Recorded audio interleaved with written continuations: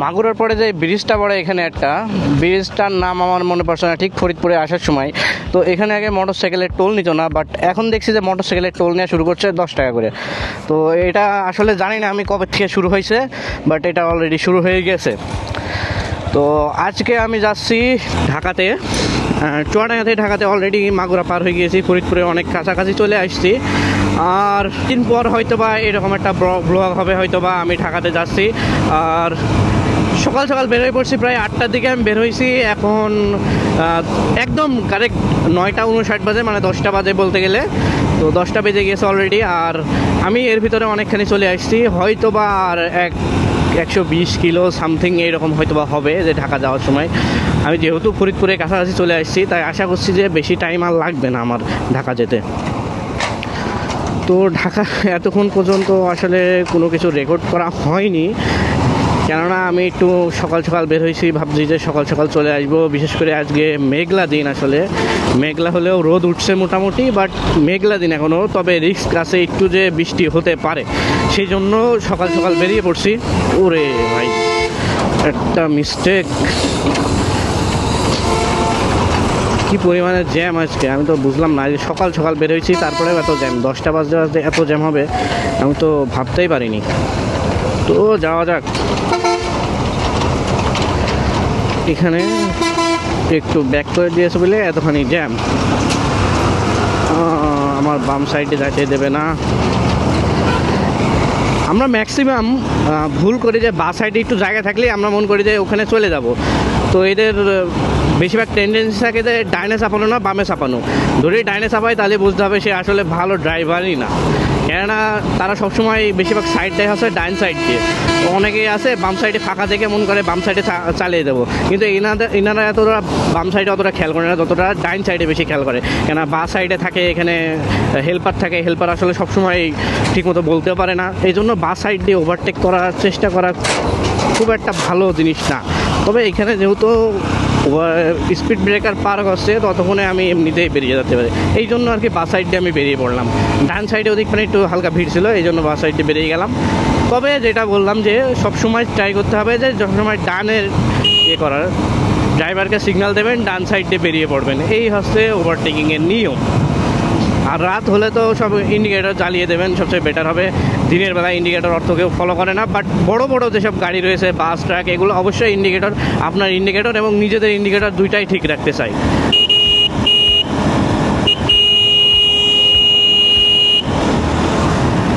Somehow মনে হয় যে আজকে তাড়াতাড়ি পৌঁছে যাব, বাট খুব ইচ্ছা আছে আজকে যে একটু ভাঙা এক্সপ্রেসওয়েতে দাঁড়ানো, মাওয়াতে দাঁড়ানো, এবং যদি পারি পদ্মা সেতু আসলে দাঁড়াতে দেয় কি না সন্দেহ, বাট ট্রাই করবো যে পদ্মা সেতুর উপরে একটু দাঁড়ানো যায় কি না। তো ততক্ষণ পর্যন্ত দেখা হচ্ছে সামনের কোনো একটা জায়গায়, দেখি হয়তোবা সেই রাস্তা, I don't know, but maybe this is the way. এই রাস্তাটা অনেক বেশি ফাঁকা থাকে, সুন্দর থাকে, এবং মানে লোকেশনটা আমার কাছে অনেক বেশি পছন্দ হয় এই রাস্তার। যেখানে ঢুকেছি এটা কোনো সাধারণ রাস্তা না,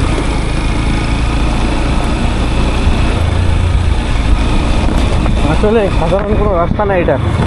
যে অবস্থা, মানে একজনকে জিজ্ঞেস করলাম যে রাস্তা কি করা হয় নাকি এরকমভাবে পড়ে রয়েছে বছরকে বছর, বলছে প্রতি বছরই করে, বাট এইরকম অবস্থা হয়ে যায় 2-3 দিন পরেই। তাহলে এই রাস্তা করে লাভটা কি? একটা সিনেমা ছিল অক্ষয় কুমারের যে এক রাস্তা কাটতে কাটতে এদের জীবন পার হয়ে যাবে, মানে তারা এত ইনকাম করে নেবে। কন্ট্রাক্টররা এভাবে আসলে চলে যে একই রাস্তা বারবার বারবার বারবার করতে থাকবে, কোনো জবাবদিহিতা নেই, কোনো কিছু নেই, তারা তাদের ইচ্ছা মতো করে যায়। আর নেতাকে তাদের টাকা খাওয়ায়, এই জন্যই তো অবস্থা এরকম। নেতাকে তাদের পকেটে আগেই অর্ধেক চলে যায়, ইঞ্জিনিয়ার পায় অল্প কিছু, এরা পায় অল্প কিছু, সেখান থেকেও এরা ঝাড়ে। আর কি হবে তাহলে রাস্তার যে রাস্তা, এই রাস্তা অফরোডিং করতে গেলে আপনার যদি ইউএলডি সাসপেনশন হয়, সেক্ষেত্রে সবচেয়ে বড় একটা সমস্যা থাকে, সেটা হচ্ছে অয়েল সিলটা কেটে দেওয়া। কেন এই রাস্তায় অতিরিক্ত মানে ধুলাবালি, তো বালি ঢুকে অয়েল সিলটা একদম মানে কখন যে কেটে যাবে আপনি নিজেও টের পাবেন না। ট্রাই করবেন যে এই ভাঙাচোরা রোডের ভিতরে যদি দেখেন যে অয়েল সিল কোনোভাবেই হালকা একটু হলেও অয়েল বের হচ্ছে, সাথে সাথে আপনি ট্রাই করবেন যে কোনো কিছুতে মুছে দেওয়া। কেননা যদি মুছে দেন তারপরে আর ওটা কোনো সমস্যা নেই, দেখবেন যে যেখানে বালি বেঁধে রয়েছে ওইটা কোনো জাস্ট মুছে দেওয়ার ট্রাই করবেন। কেন অয়েল সিল কাটে মূলত বালির কারণে, তাছাড়া আহামরি অন্য কোনো কারণে কাটার কোনো সম্ভাবনা নেই। যদি না কোনো দেখা গেলো ধোয়া জাতীয় অথবা পাতলা কোনো জিনিস অয়েল সিলের ভিতরে চলে যায় তাহলে কেটে যায়, তাছাড়া এরকম অন্যান্য কোনো জিনিসে কাটবে না। আর যদি এই যে ধুলাবালি এইসবে কাটতে পারে যদি আপনি এইসবের বিষয়ে বেশি অপলোডিং করেন, তবে আমার মনে হয় যে টেলিস্কোপিক থেকে ইউএসডিটা আমার সবচেয়ে বেশি সাপোর্ট দেয় এই ভাঙাচোরার ভিতরে। তো অয়েল সিলটা অবশ্যই খেয়াল রাখবেন যে কখন অয়েল সিল কেটে দেয় নাকি। আমার তো এখনও পর্যন্ত কাটেনি, একবার জাস্ট কাগজ ধুয়ে গেছিলো তাই অল্প একটু অয়েল বের হয়েছিল, বাট তাছাড়া সেটা কাগজটা ফেলার পরেই দেখছি যে কোনো রকম সমস্যা হয়নি, তার মানে কাটে দিতে হবে। যখন আপনি কন্টিনিউয়াসলি দেখেন যে এরকম অবস্থা হচ্ছে যে অয়েল সিলটা কেটে যাচ্ছে মানে অয়েল বের হচ্ছে, তারপরেও আপনি যে কন্টিনিউ করতে থাকবেন তখনই আবার কোনো সমস্যাটা হয়। যা অবস্থা আজকে মানে পুরাপুরি শেষ বলতে গেলে।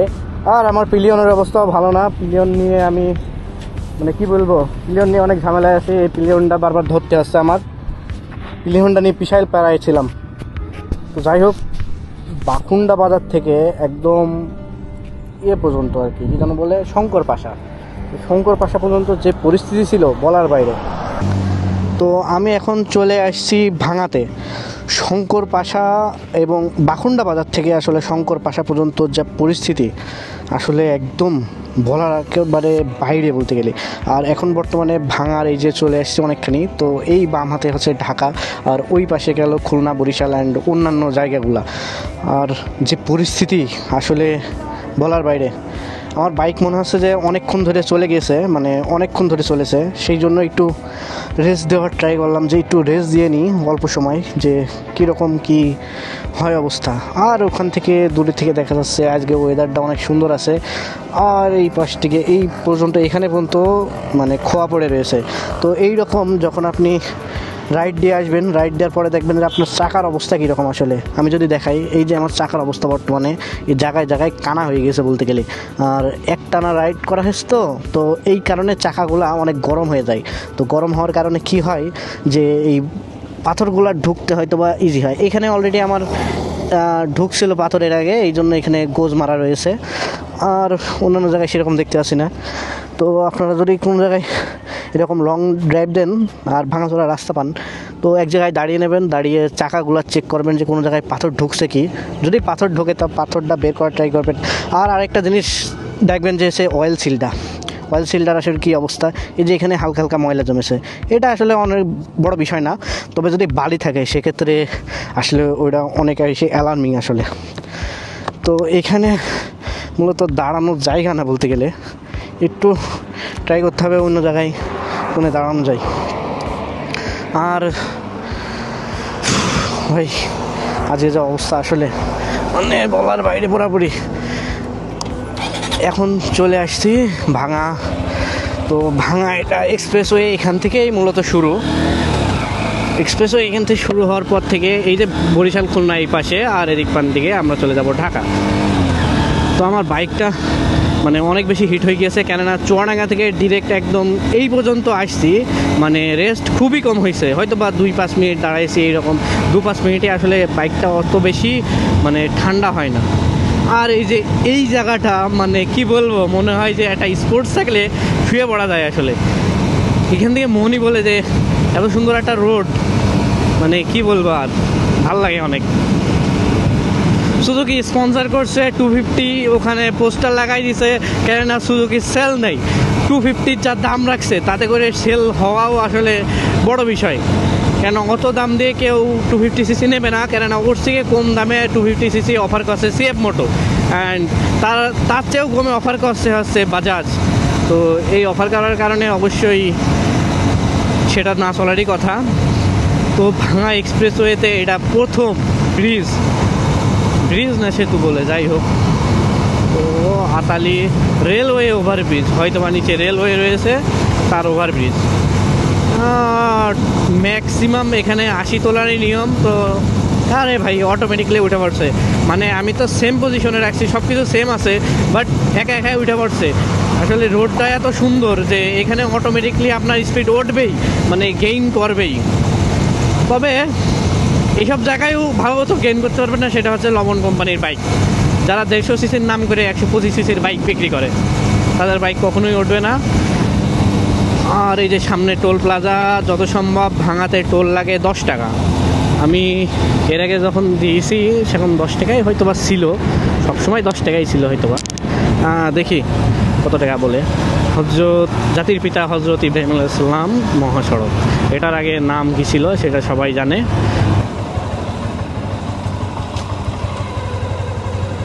এটা দিয়ে আসতে হবে, খুচরো থাকা লাগে অবশ্যই, এই হচ্ছে সমস্যা।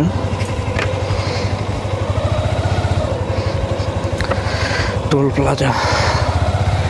প্লাজার নিচে দাঁড়ালে মনে হয় এরকম অবস্থা। টাকাটা বের করে রাখা বেটার ছিল। যে এখানে জাস্ট ইয়ে করে দিলাম, থাক। দেখি কয় টাকা এখানে। মিনি বাস মোটর বাইক 10 টাকা, ঠিকই আছে। ওই যে কোনো লেখা রয়েছে 10 টাকা। এরা তো লেট করছে এখানে।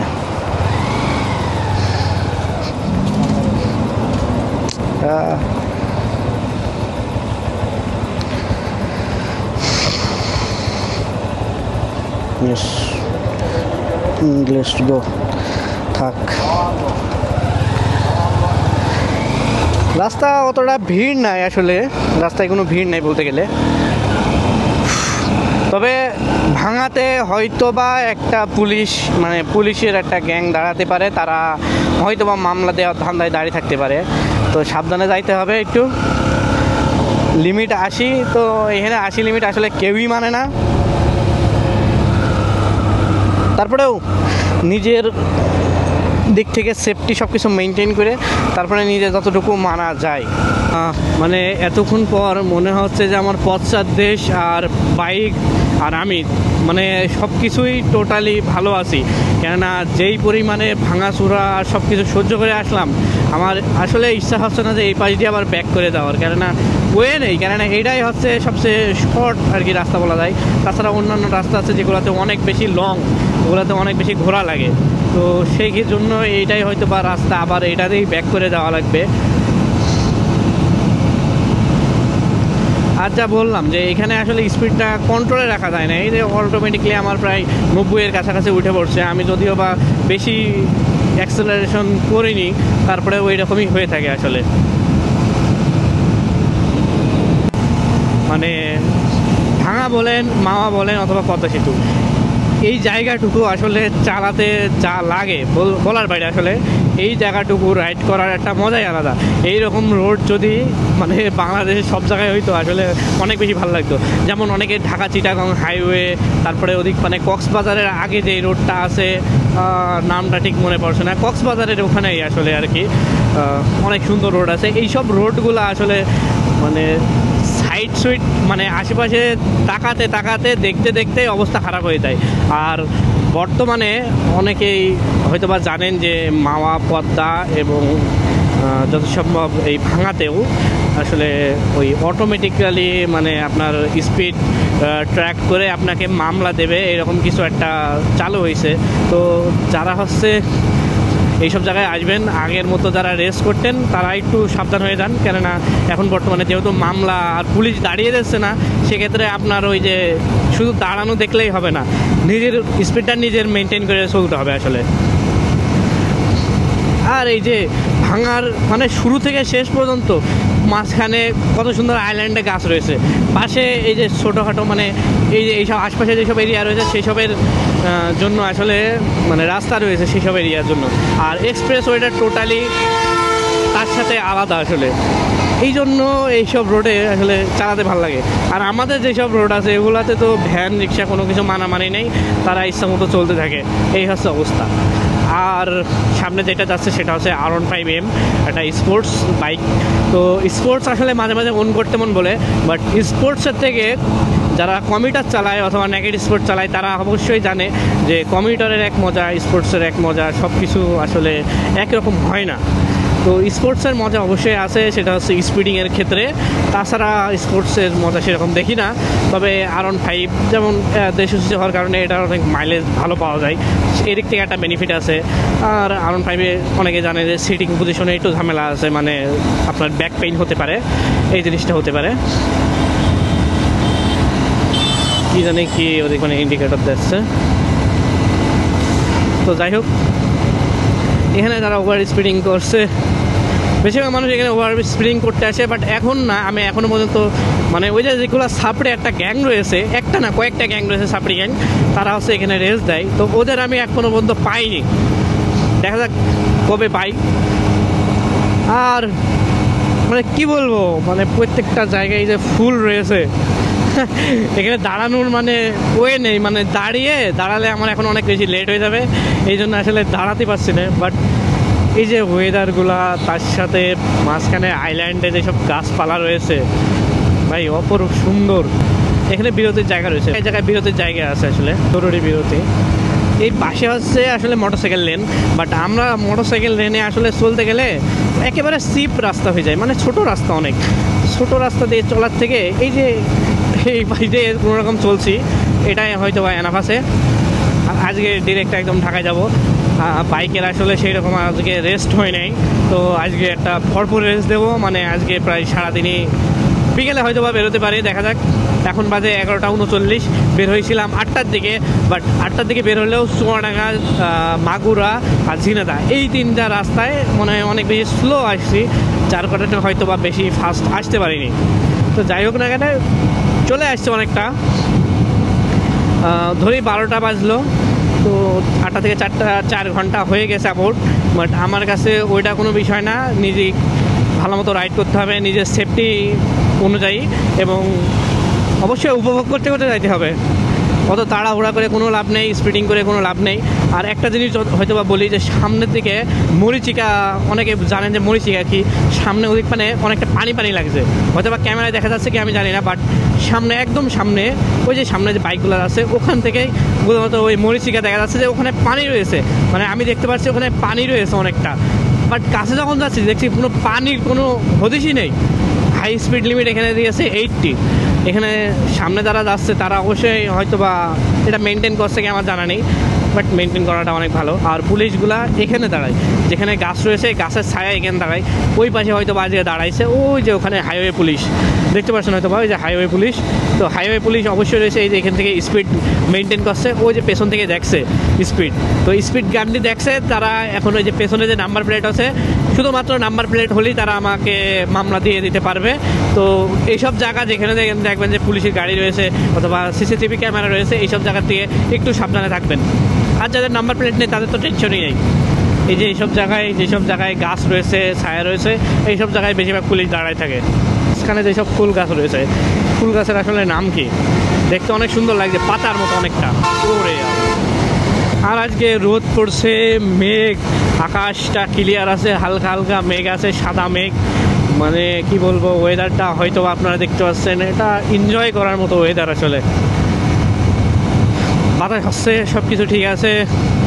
আর একবারে নাই যেই দাঁড়ায়, আর দাঁড়ানে আসলে সেরকম কিছু না, হয়তো বা পদ্মা সেতু পার হতে কিছুক্ষণ সময় লাগবে, মামা পার হতে কিছুক্ষণ সময় লাগবে, এরকমভাবে হয়তো বা আর 1 ঘন্টা মতোই আমি এক্সপেক্ট করছি যে 1 ঘন্টার ভিতরে আমি চলে যাব ইনশাল্লাহ। তো যাইতে থাকি ততক্ষণ পর্যন্ত। তবে বাইকটা এখনও পর্যন্ত যে স্মুথ রয়েছে এটা হচ্ছে বড় বিষয়।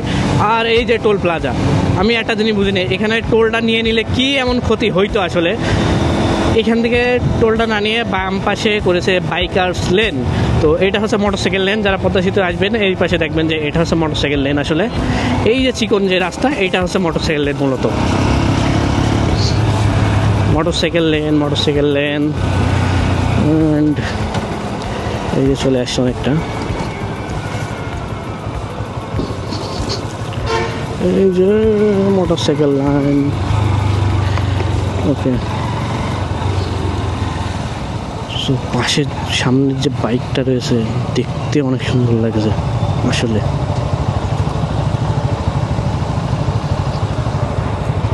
দেখতে আসলে হেভি লাগছে, আমার কাছে পছন্দ হইল, বলতে তো পারছি না জোরে, তো যাই হোক, এখানে পদ্মা সেতুর টোল লাগে মোটরসাইকেলে 100 টাকা।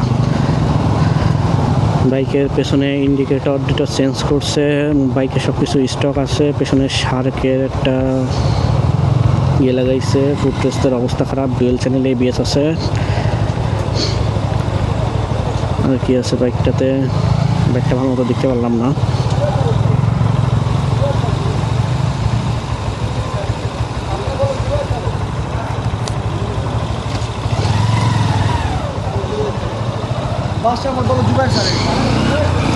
এই যে এখান থেকে বাইকার্স লেনটা একেবারেই মানে বাইকের লেনটা অনেক চিকন করে দিয়েছে। এই যে সামনে যে বাইকটা ছিল এটা আসলে কি V4 নাকি M বুঝতে পারলাম না আসলে। তো যাইতে থাকি দেখি কি আসলে এটা। তো এই পাশে মেঘগুলা কি সুন্দরভাবে মানে পরতে পরতে সাজিয়ে রয়েছে মনে হচ্ছে ভাই, অনেক সুন্দর জায়গাটা। পদ্মা সেতুর উপরে আসলে দাঁড়ানো ঠিক না, এই জন্য আসলে কোনো জায়গায় দাঁড়ালাম না। কেননা এখানে আমি ট্রাই করলাম যে ক্যামেরাটা অ্যাটাচ হয় নাকি দেখি, বাট ক্যামেরাটা আসলে অ্যাটাচড হলো না, যেই কারণে আমি এইরকমভাবে ব্লগ করা শুরু করে দিলাম। আর দাঁড়ানোর কোনো মানে আমার মনে বলছে না অতটা দাঁড়াতে, কেননা বহুত রোদ ভাই, বহুত রোদ। আমি যদি এখন দাঁড়াই আমার মানে মানে গায়ে জ্বলা পড়া শুরু হয়ে যাবে, বলতে গেলে অনেক বেশি গরম পড়ছে। তো সেই জন্য আমি ট্রাই করছি যে না দাঁড়িয়ে একদম সোজা যাইতে থাকি, বাতাস লাগতে থাকবে, মানে গরম কম লাগবে। কেন এই যে হেলমেট টেলমেট পরে মানে ভাই অতিরিক্ত গরম লাগে। অনেক বাতাসে আসছি, ঠান্ডায় আসছি, এরপরে দাঁড়ালে অনেক বেশি গরম লেগে যাবে। তো পদ্মা সেতুর বিষয়টা যে বলুন, আমি 92-তে যাচ্ছি, সে আরও বেশি স্পিডে যাচ্ছে। মানে এখানে পদ্মা সেতু মূলত সব কিছুই বেশি স্পিডিংয়ে চলে সবাই। আর একটা জিনিস না বললেই নয়, সামনে যে ইউএসজি সাসপেনশনটা রয়েছে এটা আসলে মনে হচ্ছে খেলছে। তো সিঙ্গেল হ্যান্ডে একটু প্যারাদায়ক হবে এই ইউএসজি সাসপেনশনের কারণে, অনেক বেশি হালকা লাগে। তবে এর যে সিটিং পজিশন, এই সিটিং পজিশনের কারণে মূলত আমি এতক্ষণ পর্যন্ত খুব ভালোভাবে বসে থাকতে পারছি। ওকে, সো এইখানে বঙ্গবন্ধুর মূর্তি বানানো হয়েছিল যত সম্ভব। এত টাকা পয়সা খরচ করে মানুষ এখানে বিভিন্ন রকম মূর্তি টুর্তি হ্যান ত্যান বানায়। এগুলা বানিয়ে মানে কি বলবো, আর বানিয়ে আসলে কি হয়েছে আমিও জানি না সঠিক। এখন সব কিছু মুছে দিয়েছে, এরকম হতে থাকবে। এরপরে আরেকজন আসবে, রাজত্ব করবে, সে আবার তার মূর্তি বসাবে, অথবা তাদের যে পিতা রয়েছে, পিতামহ, তাদের বিভিন্ন রকম ইয়ে বানাবে। ওদিক পানে আবার ওই পাশে বাইকার লেন, ওই পাশে বাইকার্স লেন, আর এখান থেকে টোল নেই। একটা টোল দিয়ে এসছি, তো আমাদের এই যে লেন আলাদা, আর ওদিক পানে টোলের লেন আলাদা। আর এই যে সামনে আসছে মাওয়া, মানে আমরা পদ্মা সেতু পার হয়ে আসছি, এখন থেকে সামনে যে এক্সপ্রেসওয়ের ভিতরে এন্টার করবে সেটা হচ্ছে মাওয়া এক্সপ্রেসওয়ে। পেছনে যেটা ছেড়ে আসছি সেটা হচ্ছে ভাঙা এক্সপ্রেসওয়ে। তো অনেকে আছে মাওয়া ভাঙা এটা দুটো উল্টাপাল্টা করে ফেলে। তো প্রথমে ভাঙা পড়ে, তারপরে পদ্মা সেতু, তারপরে মাওয়া। আসলে মাওয়া ভাঙা একই না, আলাদা আলাদা। ফরিদপুরের হচ্ছে ভাঙা এরিয়া, আর এদিক মানে ঢাকার হচ্ছে ঢাকার যত সম্ভব ঢাকারই মাওয়া এরিয়া আর কি। বৃষ্টির ভিতরে রোডঘাট আসলে বেশিরভাগই উঠে পড়ছে অনেকটা, আর এইসব জায়গায়ও গর্ত গর্ত হয়ে গেছে, অনেক রকম সমস্যা হয়েছে। তো এইসব জায়গায় স্পিডিং করা আসলে প্যারা হয়ে যাবে একটু। 55 বাজে, মানে মনে হয় কয়েক মিনিটের ভিতরে পদ্মা সেতু পার হয়ে গেছি। এই যে সামনে যে অনেক টেলিকমের ব্যাগটা পেছনে ঝুলান দেখা যাচ্ছে, অনেক টেলিকম কিন্তু একসময়ে খুবই সুনামধন্য ব্যাটারি প্রডিউসার ছিল। তারপরে ওই যে কী যেন বলে, চার্জার আর কি, বিভিন্ন রকম চার্জার বিক্রি করতো, আবার অনেক কিছু বিক্রি করতো। তো এখন অনেক টেলিকম হারিয়ে গিয়েছে, তার আদলে অনেকগুলা কোম্পানি আসছে, এরকমভাবে আসতে থাকবে। আসলে এইভাবে আসলে দেখতে দেখতে মাওয়া পদ্মা ভাঙা সবই শেষ হয়ে যায়, কিন্তু মানে যেই মজাটা আসলে এই জায়গাটার সিনারিওর মানে শেষ হয় না বলতে গেলে। অনেক সুন্দর রাস্তা, রোডঘাটটা অনেক সুন্দর আছে, এইসব রোডে আসলে গাড়ি চালাতে অনেক বেশি ভালো লাগে। আর আশা করি আপনারাও এনজয় করেছেন। এরপরে আমি ঢাকাতে এন্টার করি, ঢাকাতে এন্টার করে দেখি যে বাদ বাকি আর কি কাহিনী হয়।